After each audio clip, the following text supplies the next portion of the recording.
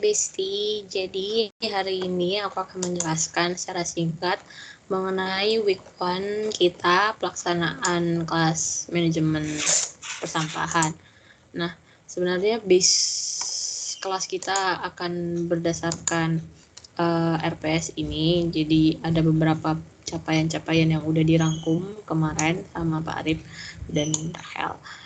Jadi intinya tuh kayak kita tuh mau buat perencanaan base-nya itu gabungan antara manajemen sampah, pengolahan sampah sama PTPA gitu. Jadi emang benar-benar diharapkan itu dari awal banget manajemen pun juga pengolahan sampai ke TPA-nya itu dapat semua gitu. Dengan outputnya itu laporan, perhitungan, gambar desain menggunakan software Word, Excel, dan AutoCAD umumnya gitu. Nanti ada peta-peta juga beberapa. Nah, jadi singkatnya itu kita akan buat semacam mini TA dari manajemen, dari pengolahan sampai ke TPA. Jadi kalau misalnya dari kurikulumnya kita itu kan kita timbulan sampahnya itu pas di manajemen sampah ngitung, terus pas di TPA ngitung lagi. Nah ini jadi sekalian gitu. Nah kita akan bahas per week.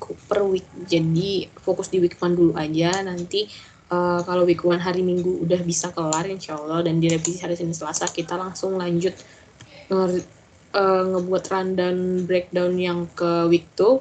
Kalau bisa kekejar week 3 sekalian sampai habis kayak gitu. Dan ini rencananya bakal dipegang kelasnya kebanyakan sama Pak Arif.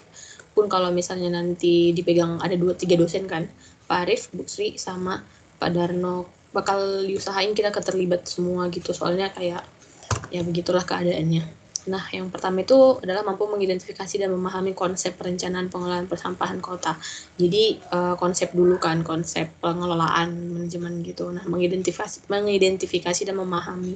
Nah, nanti melalui penilaiannya nanti kita harus bisa memastikan kalau mereka bisa mengidentifikasi, membedakan bagaimana saja pengelolaannya, dan ketika ditanya memahami itu udah bisa mengerti kayak gitu.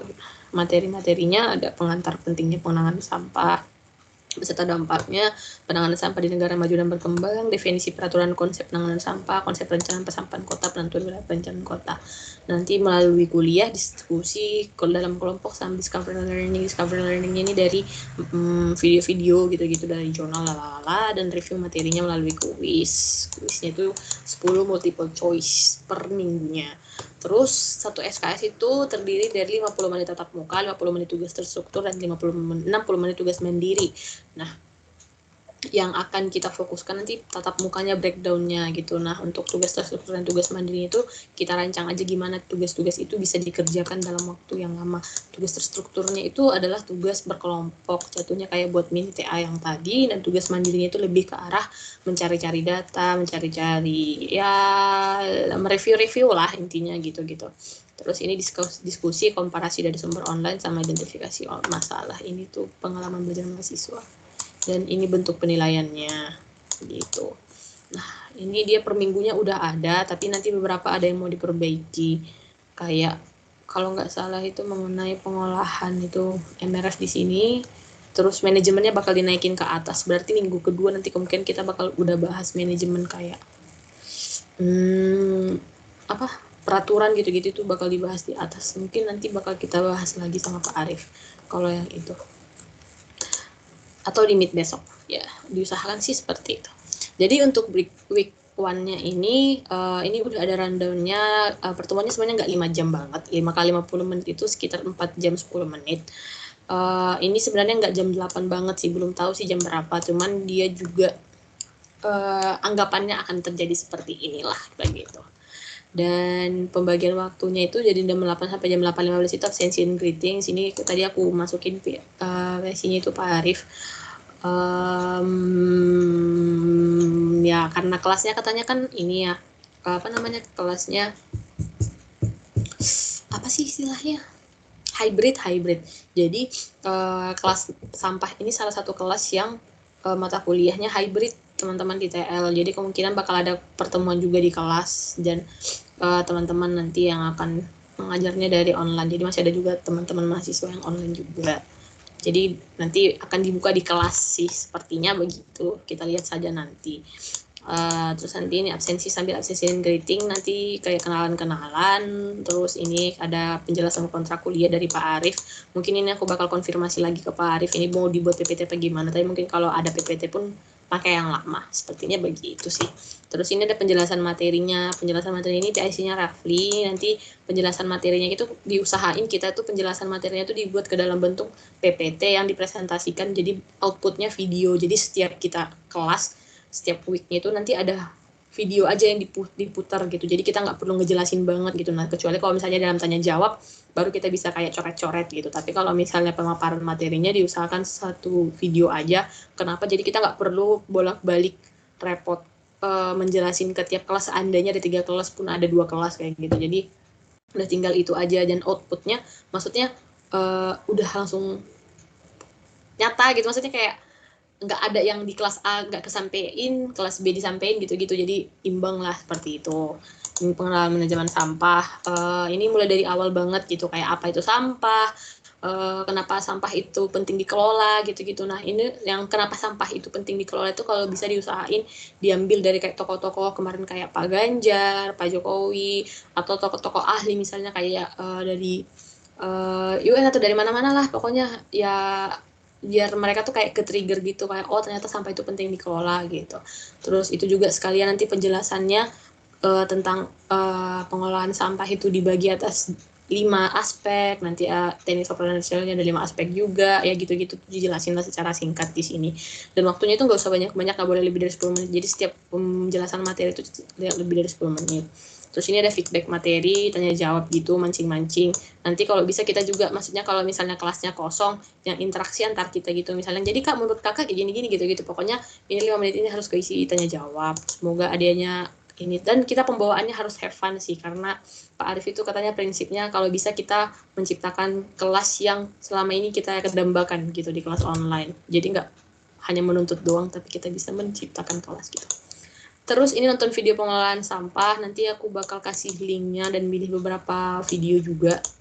Jadi nanti mereka akan nonton pengelolaan sampah di luar negeri. Nah ini juga nanti jadi salah satu tugas mandiri mereka nanti. Jadi disuruh bakal nge-review gitu apa yang mereka dapat dalam bentuk esai begitu. Terus ini ada feedback materi juga, nanti tanya jawab dari kayak mana perbedaan pengelolaan sampah gitu-gitulah nanti di negara Indonesia sama yang udah dilihat dari video kayak gitu. Jadi nanti aku bakal nyiapin video. Kalau ini nanti si Rafli nyiapin PPT sama videonya. Jadi nanti outputnya itu PPT-nya dijelasin, ada output suara. Nanti terserah Rafli mau minta tolong misalnya kayak minta tolong aku atau minta tolong Dinda, Tasya gitu. Misalnya kayak mau ngisi juga nggak apa-apa. Pokoknya dikoordinir aja. Terus tanya jawab, sama ini penjelasan tugas terstruktur. Nah, setelah udah tanya jawab, baru dijelasin nih, selama 1 semester ke depan, kita akan melaksanakan tugas apa gitu. Nah, ini tugasnya itu, kalau dijelasinnya dalam bentuk PPT aja gitu. Tugasnya nanti tahap-tahapnya sesuai dengan RPS ini gitu. Jadi mungkin RPS-nya bakal kita diskusin juga besok, tapi dibuat dulu aja PPT-nya, nanti kan tinggal geser-geser. Jadi kayak mulai dari awal nanti tahap-tahapnya per minggu apa aja yang bakal dikerjakan kayak gitu. Terus nanti sekalian juga ngejelasin kayak ini loh TA kita, nanti dibentukin ditampilin secara sekilas, kayak kita buat peta juga, kita buat perhitungan juga, kita buat Excelnya bentuknya gimana, buat acet-acetnya gimana, laporannya gimana gitu-gitu, dijelasin lah pokoknya sambil kayak flexing juga kayak gitu. Kenapa flexing? Kalau kata Pak Arif sih supaya, karena pertemuan pertama itu penting untuk menciptakan kesan pesan ya, kata Pak Arif sih seperti itulah, terserah lah ya. Pokoknya agak flexing dikit lah, nanti ini bentuknya PPT aja biar gampang. Kalau mau buat di videoin juga nggak apa-apa kayak si Rapi, tapi kalau males juga nggak apa-apa PPT biar interaktif juga. Terus ini nanti akan ada pembuatan kelompok. Nanti Dina buat PPT juga. Kalau bisa buat PPT aja sih biar gampang nge-share-nya gitu. Jadi kalau bisa ini teknisnya dijelasin, dibagi dalam satu kelompok siapa yang akan membagi, apakah formatnya atau siapa. Terus nanti arahannya akan dibuat ke dalam Teams, ke dalam channel atau gimana kayak gitu. Terus nanti sekalian kan apa namanya kan ada link juga nih. Habis pembuatan kelompok, kenapa ini seperti ini? Ya itu ya. Nanti disuruh aja lah bagi kelompok, pokoknya kalau bisa sih 8-10 orang, tapi kalau misalnya kebanyakan, tapi sepertinya nggak juga sih, soalnya kayak udah ideal sih 8-10 orang untuk satu kelompoknya. Kalau kebanyakan juga nanti jadinya nggak berguna orang-orangnya. Ya pokoknya dibuat dulu aja satu kelompok gitu, dibagi, nanti kita sambil nunggu kalau misalnya ada pertanyaan nih gimana terserah. Terus pokoknya dibuat teknisnya aja dalam PPT. Oke, banyak banget omongku Rahel. Terus habis itu nanti langsung ke pemilihan daerah perencanaan. Nah nanti ini dibuat dalam PPT juga teknisnya, kayak habis ini kalian nanti bakal buat perencanaan, pemilihan daerah perencanaan, daerahnya yang gimana. Yang pertama itu kalau bisa di Semarang dulu kecamatannya, tapi kalau nggak ada juga ya nggak apa-apa lingkup Jawa Tengah. Karena kenapa lingkup Jawa Tengah, soalnya kan kita data-datanya agak-agak lebih ya bagus lah, seperti itu diharapnya. Terus disuruh nyari data penduduk dari BPS, jadi mereka disuruh ngenalin BPS dulu, download BPS dari 2016 sampai 2020 gitu-gitu. Terus dicek nih angka penduduknya, angka PDRB-nya naik terus nggak tiap tahun. Kalau misalnya nggak naik disuruh ganti daerah kayak gitu. Nah ini nanti daerahnya nggak boleh sama tiap kelompok per angkatan, jadi mereka bakal disuruh ngelis. Nah nanti ini aku udah buat sih kemarin kayak iseng-iseng sama si Dina, buat list kayak nanti bakal bentukannya kayak gini. Jadi setiap koordinasi kita itu kalau bisa based on drive semua gitu, jadi kekendali di drive semua, jadi mereka bisa langsung akses di saat itu juga gitu, jadi kayak real time gitu kan. Nah ini nomor, ini kelas dia kelas apa, kelompok-kelompok berapa, daerah perencanaannya di mana, nanti ini link drive untuk mereka disuruh buat drive, buat folder. Nah nanti untuk selama 1 semester ke depan setiap file-file mereka itu tuh bakal di-share di situ kayak gitu nanti buat link drive-nya. Jadi karena kita memang pengerjaan tugas terstrukturnya itu real time saat kelas kayak gitu. Untuk yang susah-susahnya gitu, untuk tutor-tutornya nanti kalau yang kayak menyelengkapi laporan ke bagaimana itu nanti masuk ke tugas di luar kelas kayak gitu. Dan ini data penduduknya naik semua udah, terus langsung dibuat. Kalau misalnya ini waktu sisanya bakal banyak, nanti disuruh buat langsung ke Excel aja dirapin atau gimana gitu-gitu. Terus Pak Arif juga minta Excelnya itu kalau bisa dia yang kayak kita Excel TA, jadi bener-bener kayak ada hanya di dalam satu Excel aja, terserah mau banyak ininya sheetnya, tapi yang penting ada. Kalau bisa sih lebih kita usahain manfaatin Word, bukan Word apa sih ini namanya, Doc ya, Google Doc aja sama Google Spreadsheet, jadi mereka juga bisa kita pantau kan, karena penilaiannya itu tuh tiap minggu teman-teman kayak gitu, jadi bisa dipantau buat di spreadsheet aja, Doc dan